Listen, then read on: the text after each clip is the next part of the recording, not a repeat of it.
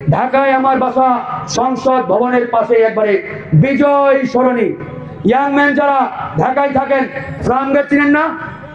দেখছেন তো, ফার্ম গেটের সামনে বিজয় সরণি সিগন্যাল আছে একটা, তার ডান দিকে আছে ভাসানী নব থিয়েটার আর পুরাতন বিমানবন্দর।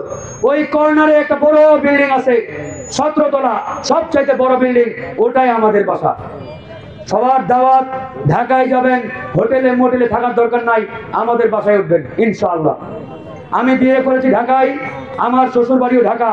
আমার শ্বশুর মূলত ওই তেজগাঁ এলাকার বাসিন্দা। ওই ফার্মগেট এলাকার সামনে যত মার্কেট, 3-4টা মার্কেট বড় বড়, সবগুলো আমার শ্বশুরের। এবং উনি মেয়র ইলেকশন করেছেন 2018-তে, নির্বাচিত হয়েছিলেন। কিন্তু আওয়ামী লীগের মেয়র আতিক, তিনি জোর করে রাত 2টা না 3টার দিকে গণভবনে গিয়ে ফলটা ছিনতাই করছেন, যেটা হয়।